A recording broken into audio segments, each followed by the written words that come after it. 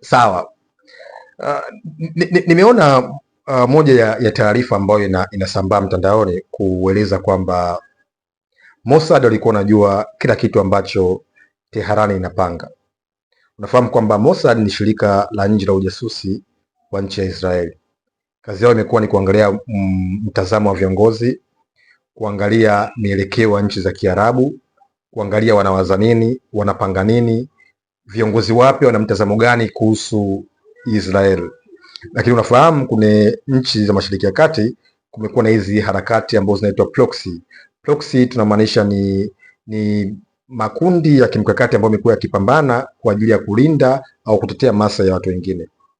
Unafahamu tuna proxy kwa mfano Hamas, unafahamu tuna proxy kwa mfano Houthi, unafahamu tuna proxy kwa mfano Hezbollah, unafahamu tuna proxy kwa mfano Hatibu Hezbollah, unafahamu tuna proxy kwa mfano Fanmiun. Unafahamu hizi ni proxy ambao katika mtazamo wa kimagharibi unataja kwamba ni makundi ya kigaidi. Sasa dhana ya ugaidi vile vile mimi nasemaga itategemea unamuuliza nani anaona nini ili uweze kusema kwamba huu ni ugaidi au sio ugaidi.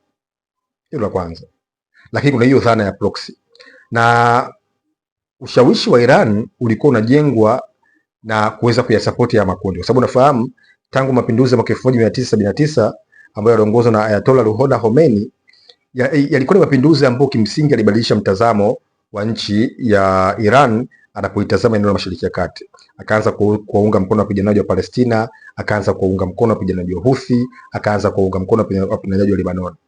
Kwa sababu katika hiyo muktadha wa Kishia. Kwa haya makundi haya yamekuwa yakitajwa kama ni makundi ya kigaidi kwa mtazamo wa nchi za Ulaya na Marekani. Sasa Mossad inatajwa kwamba walikuwa, cha kwanza waliweza kumalizana na Hamas. Hamas sasa hivi haina nguvu. Of course kuna hizo harakati za kuendelea kufanya resistance, kuendelea kupambana katika eneo la Gaza, lakini kutazama Hamas haina nguvu kwa sababu viongozi wao wengi mashuhuri wameondoka. Unafahamu story ya Yahya Sinwar, unafahamu story ya Mohammed Deif, unafahamu story ya Ismail Haniyeh. Lakini la pili ni kwamba mapigano makali ya kule Lebanon walivyomondoa Hassan Nasrallah, kiongozi mashuhuri wa nchi hiyo wa kundi hilo.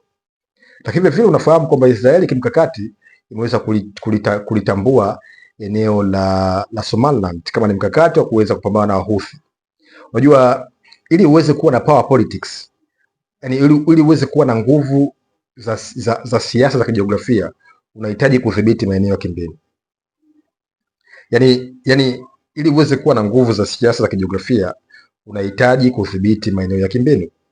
Kwa power politics ya Mashariki ya Kati inamtaka sawa, kwa mfano Marekani, kwa mfano Israeli wakiongozwa na Mossad, nafikiri nitawazungumzia hapo, waweze kutawala maeneo ya kimbinu. Ndio maana hoja ya kwanza ni kumalizana na Hamas, hoja ya pili ni kumaliza nguvu Hezbollah, hoja ya tatu ni kutambua Somaliland ili tupate checkpoint ya kimkakati kupambana na Wahuthi.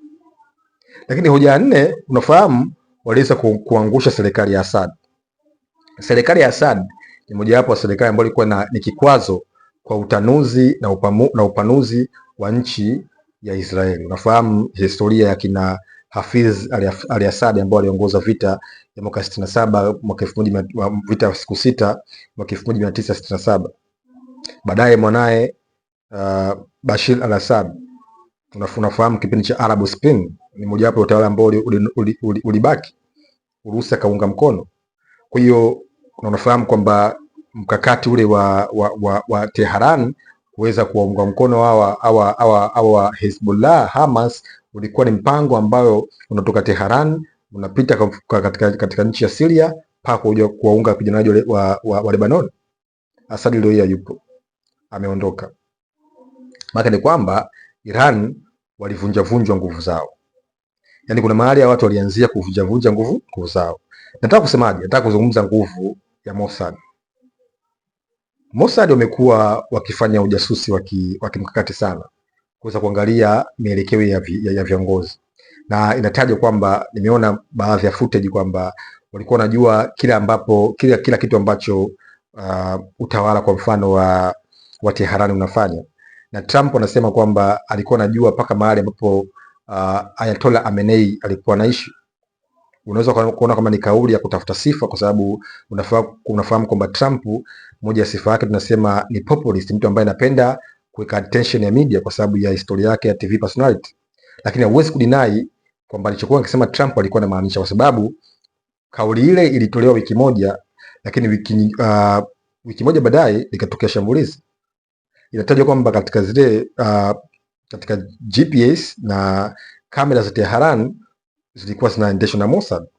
Lakini vile tumesikia katika nchi ya Iran kwamba Ayatollah aliambiwa kwamba bwana mkuu, kwa sababu nafahamu Ayatollah kwa cheo chake cha Ayatollah as a supreme leader ndio mtu ambaye anaongoza taasisi za instrument of state power, kwa kwamba yeye ndio mkuu wa nchi, ndio amiri jeshi mkuu, commander in chief. Kwa walijenga hoja kwamba kama hatuwezi kufanyia kikao chetu nyumbani, na hiyo ilikuwa ni siku moja baada ya mazungumzo ya Geneva kushindwa, ambayo iko naongozwa kina Ali Shamkhani na kina Abbas Araghchi kule Geneva na kina Steve Witkoff, Jared Kushner.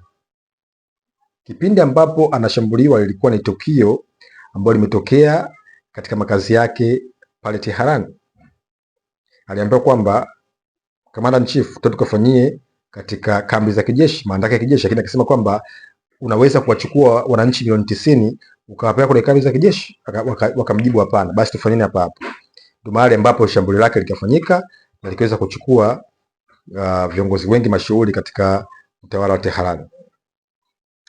Sasa Mossad wamekuwa wakizingilia sana nchi za Mashariki ya Kati. Wamekuwa wakizingilia hizi nchi za Misri, Lebanon, Syria, Iraq, Afghanistan, na mpango ni kwamba ni kutengeneza chaos, kutengeneza catastrophe ili mwisho wa siku wasiweze kujitawala. Yaani kutojitawala kwa nchi za Mashariki ya Kati ni mafanikio makubwa kwa utawala wa Israeli. Ndio lengo la Israeli, kuna kwamba kutengeneza catastrophe, kutengeneza chaos, kutengeneza nakba kama vile ambavyo Waarabu wanavyoita. Kwa walikuwa wanajua. Sasa hupi ulikuwa ni muda sahihi. Muda sahihi ulikuwa mwaka 2026, 2025 au ulikuwa muda sahihi ni upi? Nafahamu kwamba kwa wenzetu wamekuwa wakifanya kila kitu katika kuzingatia dhana ya falsafa ya wakati na mahali. Tupo wakati gani, unamaanisha nini na tunataka kufikia nini? Kwa hiyo iliamriwa kwamba mwaka 2026 ndio itakuwa ni mwaka wa kuweza kufanya kile ambacho kimsingi walichokifanya. Sasa unaweza kujiuliza kwamba okay, who is next? Kwa sababu ukiacha ile mpango wa Abraham Accord ambao ulianzishwa na Trump kuweza kunormalize uhusiano kati ya nchi za Kiarabu na nchi ya Israeli, lakini who is next? Nani kikwazo ambapo katika nchi ya Mashariki ya Kati? Kama target ya kuangusha utawala, kama mpango wa kuendeleza harakati zao za kujipanua, kama mpango wa kuweza kuwapiga watu wote ambao wanawapinga, who is next? Kwa sababu hizo nchi nyingine zote wamekuwa marafiki zao. Who is next? Kutazama lakini kwamba ulikuwa ni mkakati wa watu wote ambao hawataki kupiga magoti. Syria tayari mtu ambaye alitajwa kwamba ni gaidi kwa miaka 10, El-Shara, leo amekuwa ni rais, amekaribishwa Umoja wa Mataifa, amehutubia, amekaribishwa Ikulu White House, amekutana na Trump, na kuna mpango wa kuweza kuijenga Syria. Unafahamu Syria ni mojawapo ya failed state. Mossad. Who is next? Nani anafuata? Nani anafuata? Tujiulize. Palestina wanaimeza, Lebanoni haitatawalika, Syria itagawanywa, Yemen washachukua Bab el-Mandeb, Somaliland siku yao inakuja. Who is next? Who is next? Iran unasema kwamba lazima washirikishwe katika kuweza kuchagua viongozi. Who is next?